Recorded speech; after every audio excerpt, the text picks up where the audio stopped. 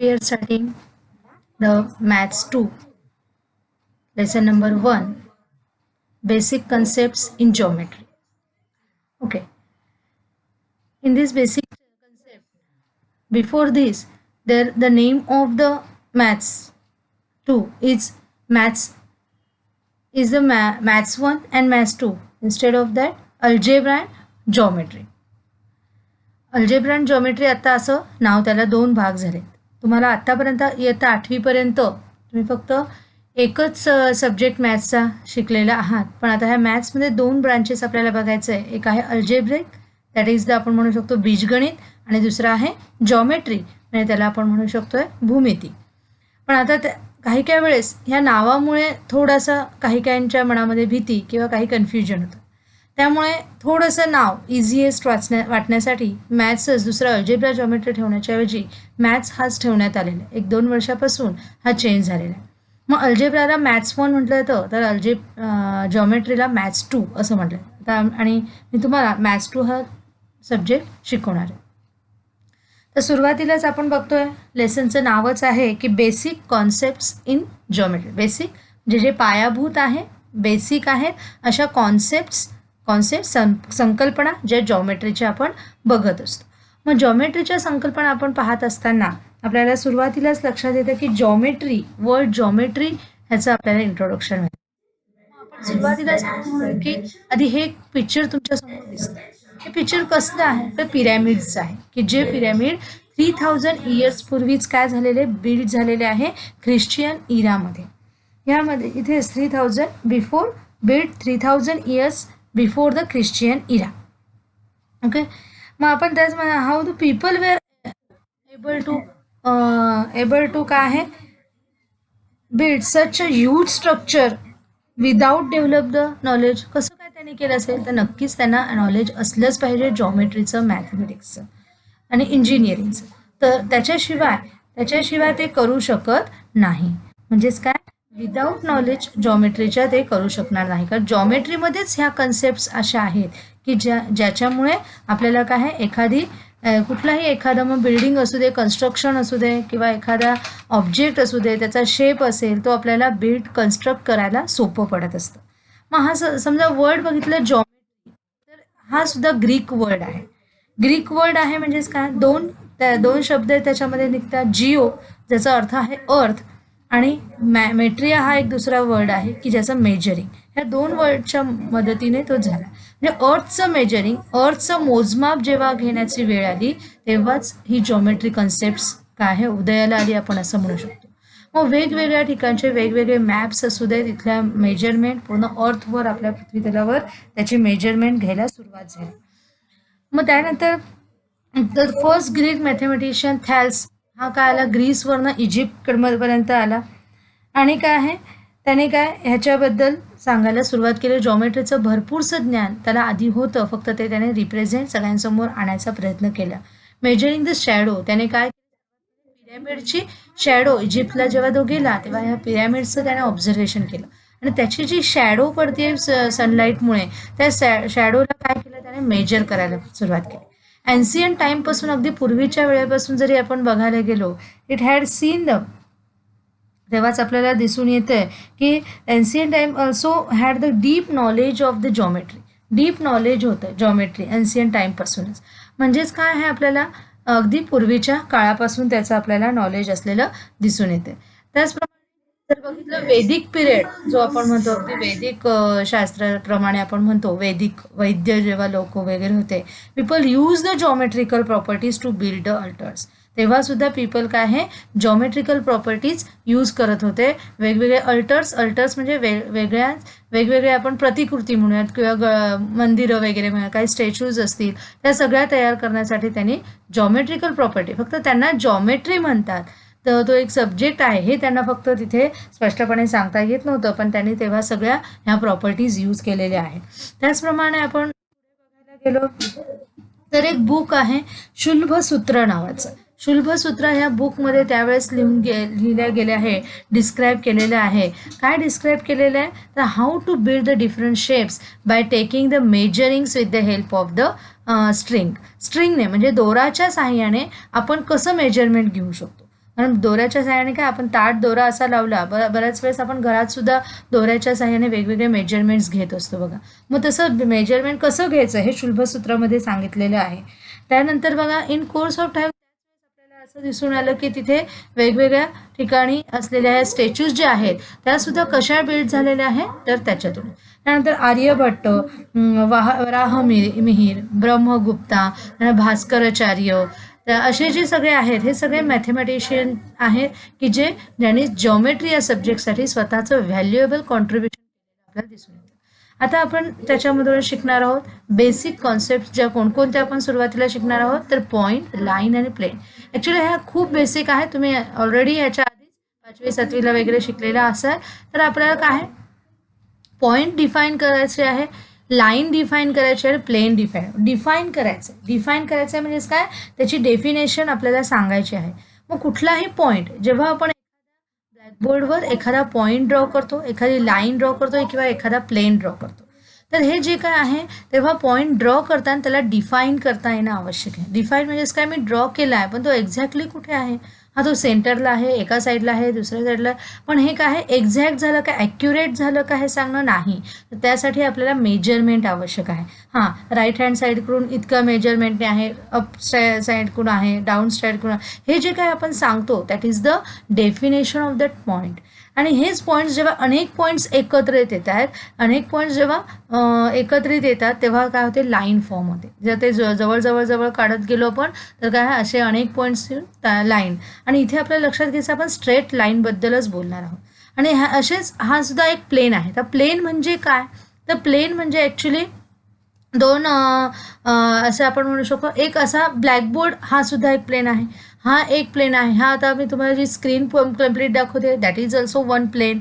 किंवा दोन आपण ऑब्जेक्ट्स आपण म्हणू शकतो. किंवा समजा इकडे लक्ष द्या, हे बघा आता ह्याप्रमाणे जर मी म्हटलं की काय आहे हे दोन, ही एक बुक आहे, ही एक बुक म्हणजे ही काय आहे प्लेन आहे, ही एक प्लेन आहे. ओके, म्हणजेच काय आहे ही प्लेन झाली. मग आता समजा म्हटलं की सो मेनी ऑब्जेक्ट्स ह्याच्यावर काय होतात फॉल होतात, रेज असे येतात आणि ते फॉल होतात. मग आपण म्हणू शकतोय तर समजा हा एक ही पेन्सिल, ही लाईन आहे, ही काय आहे लाईन, ही लाईन काय आहे ह्या प्लेनवर आहे बरोबर आहे. ही एक लाईन मी ड्रॉ केली आहे, ऑब्जेक्ट म्हणजेच ही माझी पेन्सिल म्हणजे काय ही लाईन आहे, ही लाईन मी इथे काय केले ड्रॉ केली, म्हणजे मी ह्या प्लेनवर ही लाईन ड्रॉ केलेली आहे. तसंच जर मी अजून म्हटलं की ही दुसरी एक आपण लाईन घेतली आहे. ओके, ही एक दुसरी मी लाईन घेतली आहे, ही पण मी ह्या काय बुकवर अशी ठेवली समजा स्ट्रेट, तर ही पण काय हे ह्याच्यामुळे हा एक अँगल तयार झाला. किंवा हे दोन्ही पण वेगवेगळे आहे तर ह्या दोन्ही लाईन काय इन द प्लेन आहे, प्लेनवरच आपल्याला दिसून येतात.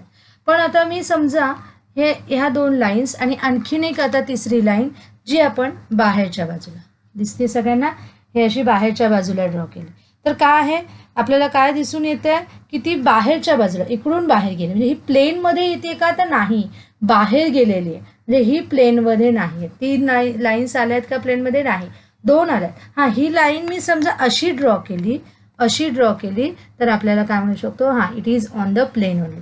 पण ह्याचं डायरेक्शन मी चेंज केलं, असं केलं तर काय येणार आहे ही प्लेनमध्ये येणार नाही. हिचं डायरेक्शन मी असं जर ठेवलं तर काय आहे ही येऊ शकते, पण इकडं सरळ केली तर प्लेनमध्ये येणार नाही. म्हणजे कन्सेप्ट लक्षात येते. एक कम्प्लीट वॉल ही सुद्धा आपण काय म्हणू शकतो, एक कम्प्लीट वॉल जिथे डिव्हिजन नाही आहे, दुसरी वॉल स्टार्ट होतीये त्याच्या आधी, तो अँगल तयार होण्याच्या आधी ती complete wall that is also the one plane, एक प्लेन असं त्याला आपण म्हणू शकतो. ओके, मग तसंच ह्याच बेसिक कन्सेप्ट्समधून आपल्याला पॉईंट, लाईन आणि प्लेन ह्या तिन्ही पण काय सेट ऑफ पॉईंट्स आहेत हे आपल्याला लक्षात घ्यायचं आहे. आणि नेहमी लाईन ही यूज करता सेन्स आपल्याला करायचं आहे, स्ट्रेट लाईनबद्दलच आपण बोलणार आहोत. मग त्याचप्रमाणे आता coordinates of the points and distances, कुठल्याही पॉईंटचे कोऑर्डिनेट इथे आपल्याला एक नंबर लाईन दिसते आणि त्याच्यावर काही पॉईंट्स दिसत आहेत.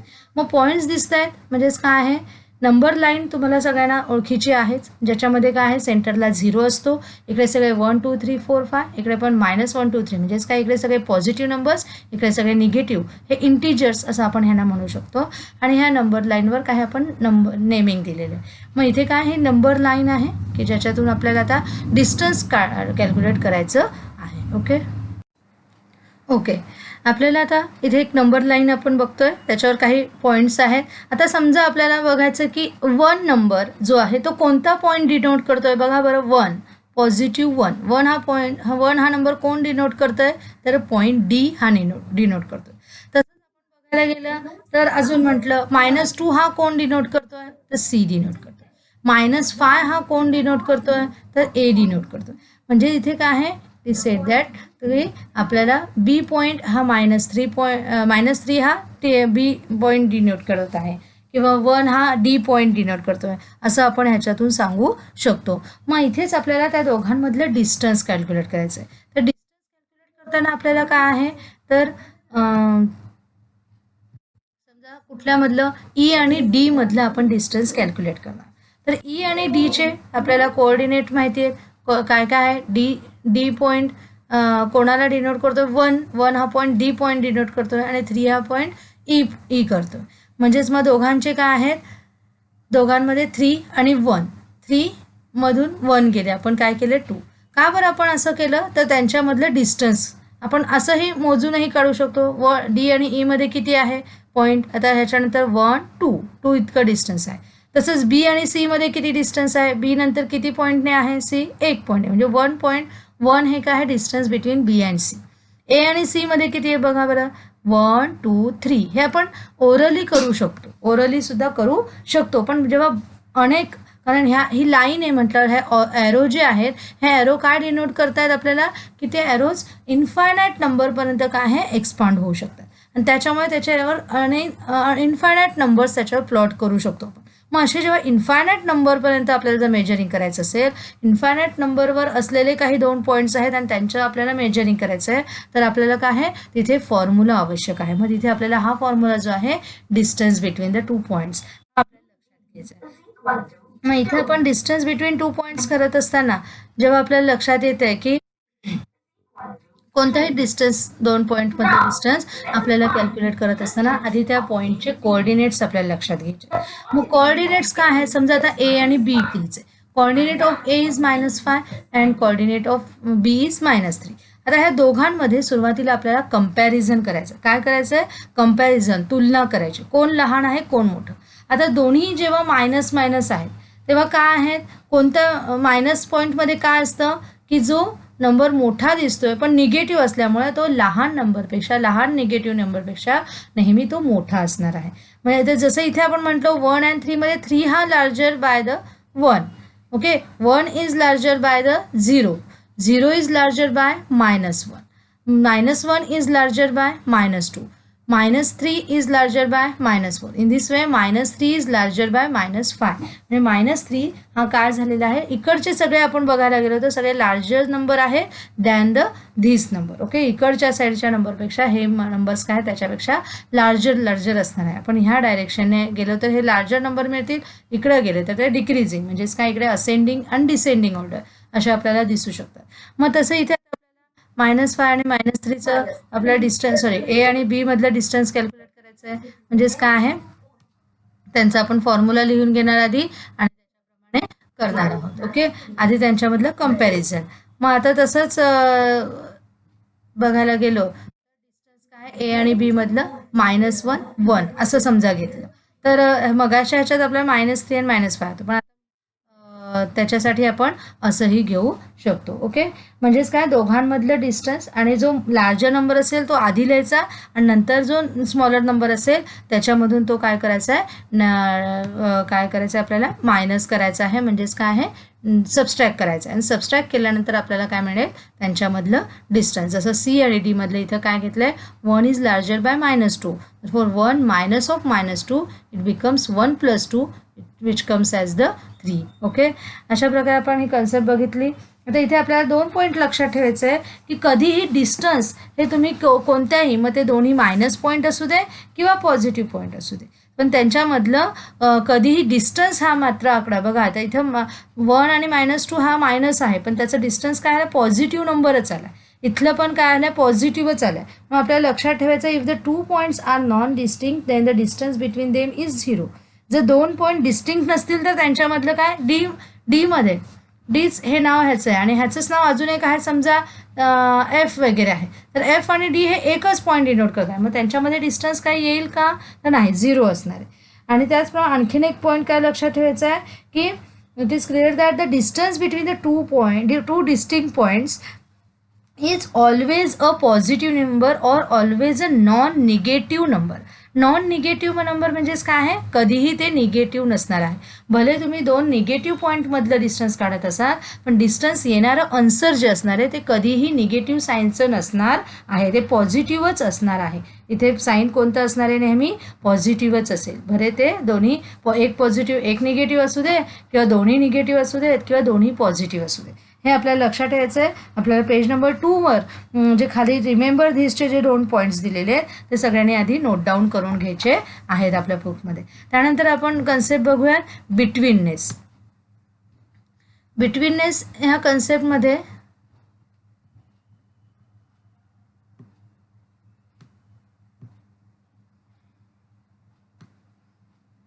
बिटवीननेस ही कन्सेप्ट आपण आता बघूया की ज्याच्यामध्ये आहे की 3 समजा पॉइंट आहेत P Q R. If P Q R are the 3 distinct collinear point आहे. कोलिनियर म्हणजेच काय आहे की जे एकाच लाईनीवर आहे, एकाच लाईन कोलिनियर एकाच लाईनवर असणारे पॉइंट्स आहे. देअर आर 3 पॉसिबिलिटीज, 3 पॉसिबिलिटीज त्यांच्यावरती होऊ शकतात. काय की पी क्यू आर मध्ये क्यू हा सेंटरला असेल.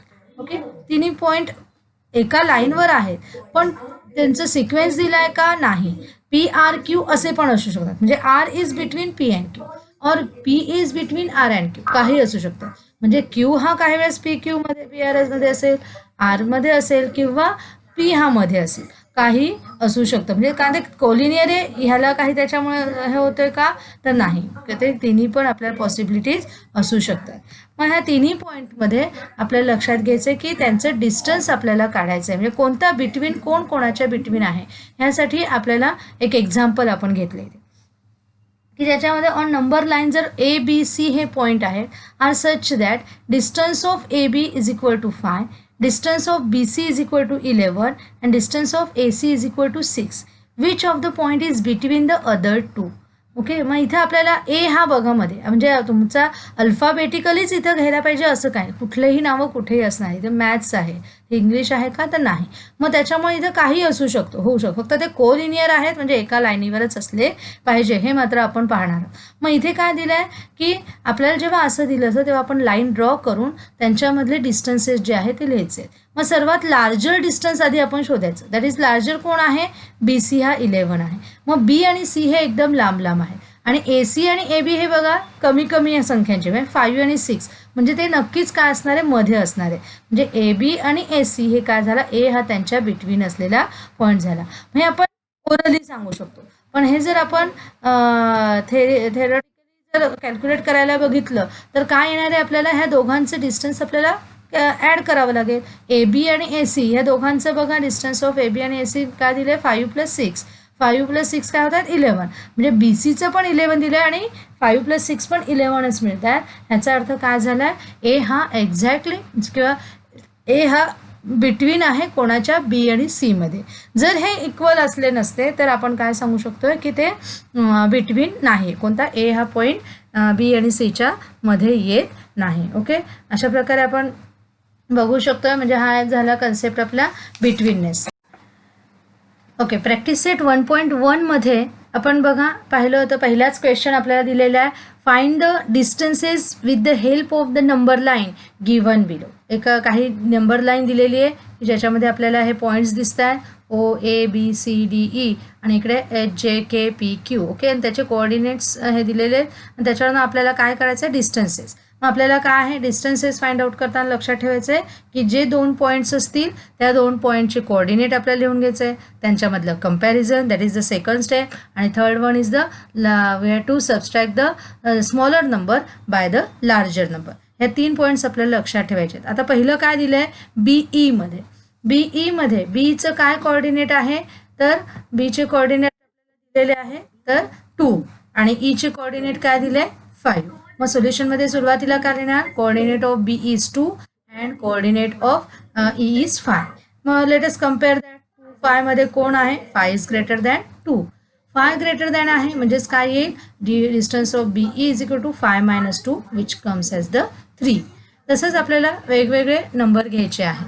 ओके, म्हणजेच डिस्टन्स बिटवीन बी ई काय आलं आपल्याला 3 हे व्हॅल्यू आपल्याला आलेली आहे. मग आपण आता सेकंड बघूयात. सेकंड जर बघितलं तर के ओ मधलं बघूयात. ओके, के ओ एक असं आपण डायरेक्टली 5वं घेतो. ठीक आहे, तुम्हाला बाकीचे प्रॅक्टिस म्हणून तुम्ही सॉल्व्ह करू शकता. के ओ घेऊयात. के ओ मध्ये केचं डिस्टन्स किती आहे, सॉरी कोऑर्डिनेट काय आहे -3 आणि ओचा कोऑर्डिनेट काय आहे 0. मग काय येईल, 0 is greater than -0 because it is a negative number. मग जो मोठा आहे तो आधी लिहायचा, larger number comes first and then minus sign is over there and then that नंबरचा जो मायनस साइन आहे तो काय येणार आहे, ब्रॅकेटमध्ये जाईल. मग मायनस मायनस मल्टिप्लिकेशनमध्ये काय होतं, plus. Therefore 0 + 3 is comes as the 3. 3 is the answer of this question. Okay, अशा प्रकारे तुम्हाला आता 2 मी सॉल्व्ह करून दाखवलेले आहेत, बाकीचे तुम्हाला प्रॅक्टिस म्हणून सॉल्व्ह करायचे. ओके ओके, स्टुडंट आता आपण स्टार्ट करूया. Question number 2. If the coordinates of A is X and that of the B is Y. आता एक्स आणि बी, आता इथे नंबर लाईन आपल्याला दिलेली नाही आहे. आपल्याला एचं एक्स हा कोऑर्डिनेट सांगितला आणि बीचा वाय आहे आणि find the distance of A B. आता क्वेश्चन नंबर 2 तुम्ही समोर बघितलं, पुस्तक आहेच तुमच्या समोर, घ्यायचं आहे नसेल तर. आणि त्याच्यामध्ये एक्स आणि वायच्या व्हॅल्यूज आपल्याला वेगवेगळ्या खाली क्वेश्चनमध्ये. आणि एक्स हा कोणाचा कोऑर्डिनेट आहे, तर एचा आणि बी हा वायचा, वाय हा बीचा आहे. ओके, मग आपल्याला त्या प्रकारे पहिलं एक्झाम्पल आपण बघूयात की दिलेलं आहे की x is equal to -3 and y is equal to 7. Again ना इथून मग आपल्याला आता नंबर लाईनमधून शोधून काढायचे आहेत का कोणता कशाचा आहे ते, तर नाही. इथे आपल्याला डायरेक्टली व्हॅल्यूज दिलेल्या आहेत. मग डायरेक्टली व्हॅल्यूज दिल्या आहेत, मग आपल्याला फक्त त्यांचा कंपॅरिझन करायचं and then we have to subtract the smaller number from the larger one. मग इथे काय दिलं आहे, X is equal to -3, Y is equal to 7. तर 7 पॉझिटिव्ह पण आहे आणि -3 पेक्षा तो मोठा असणारच आहे. म्हणजे आपल्याला येईल पुढची 7 इज ग्रेटर दॅन -3. ओके, सोल्युशनमध्ये आपण काय म्हणणार, coordinate of A is X is equal to -3, coordinate of point B is Y is equal to 7. Then we can compare that is the कम्पॅरिझनमध्ये काय येईल, आपलं 7 इज ग्रेटर दॅन -3 असं आपल्याला येईल. ओके, आणि मग त्या दोघांची हे झाली बघा आता, असे distance between a and b is equal to 7 minus of -3, that is the 7 + 3, it comes as the 10. Okay, next example is what, the x is equal to -3 and y is equal to -6. x ची value -3 आहे आणि y ची काय आहे -6 आहे. मग आपल्याला coordinate of a लिहायचं आहे, कोऑर्डिनेट ऑफ b, दोघांमध्ये पुन्हा comparison, both are the negative points, then only the -3 is greater than -6. 3 हा नुसता 3 असल्याचा तो स्मॉलर आहे, पण -3 इज ग्रेटर दॅन -6. देअरफॉर -3 इथं मायनस साईन, पुन्हा हा -6 जो आहे तो त्या नंबरचं -6 आहे म्हणून ते ब्रॅकेटमध्ये जाईल. आधी ह्या दोघांचं मल्टिप्लिकेशन आहे, इथे काय येईल, मायनस मायनस बिकम्स प्लस आणि हा मायनस हा इथे आपल्याला तसाच राहील. पण -3 + 6, आता इथे मायनस प्लस मायनस होईल का, नाही, इथं सबस्ट्रॅक्शन होईल पण साईन काय आहे, स्मॉलर नंबरचं त्याला जाईल. सबस्ट्रॅक्शन काय होईल, 6 - 3 इज 3, पण साईन मोठ्याला कोणता आहे, प्लस, म्हणून इथे पॉझिटिव्हच राहणार आहे. लक्षात येते सगळ्यांना. अशा प्रकारे तुम्हाला क्वेश्चन नंबर 2 सुद्धा तुम्हाला 2 दाखवले. काय असेल शंका तर तुम्ही मला विचारू शकता. ओके, आता आपण क्वेश्चन नंबर आपण आता क्वेश्चन नंबर 3 मधलं सेकंड घेतलं. आता example, distance between RS is equal to 8, RS ST is equal to 6 and RT is equal to 4. Okay, आता ह्याच्यातला लार्जर नंबर कोण आहे आधी शोधा, तर 8 इज द लार्जर. म्हणून 8 वाला आधी काय आपण ड्रॉ करून घेतला, SR म्हणजे RS किंवा ओके ST आणि आता RT हा त्याच्यामध्ये घ्यायचा. टी हा काय असणार आहे म्हणजे मध्ये आलेला आहे 6 आणि 4, पण हे आपण डायग्रॅमॅटिकली सांगतो, पण ते अजून आहे का तर नाही. बघूयात आपण. 6 आणि 4 ओरली करायला गेलो तर 6 + 4 किती आहे, 10, आणि इथे दिलं 8, म्हणजे हे काय आहे, बिटवीन पॉईंट हा आपण तिथं असणार नाही. ओके, मग काय आहे आपण बघूयात कसं हे लिहायचं आहे आपल्याला. तर आपण असताना आपल्याला लक्षात घ्यायचं आहे, तर पहिले आपण दोघांची ॲडिशन घेणार, जे कोण एस टी आणि आर टी आहे. म्हणजे 6 + 4 आपल्याला 10 येतं आहे. आणि इकडे आर एस मात्र 8 दिलं आहे. म्हणजे इथे आपण काय लिहिणार आहोत, distance between S T plus distance between R T is not equal to distance between R S. Okay, not equal आपला sign, therefore point R S T are not collinear. They are non collinear or not collinear. हे आपल्याला तिथे reason सकट आपण सांगितलेलं आहे. आता तुम्हाला एक कोलिनियर असलेलं आणि नॉट कोलिनियर असेल असे दोन्ही एक्झाम्पल आपण सॉल्व्ह करून बघितलेले आहेत. अशा प्रकारे आपल्याला ते सोडवायचे आहे आणि राहिलेले जे मी घेतले नाही ते तुम्ही एक प्रॅक्टिस म्हणून तुम्ही सोडवायचे आहे. तुम्हाला जर काही शंका असेल तर तुम्ही नक्कीच विचारा, मग मी त्याचंही सोल्युशन तुम्हाला देईल. ओके.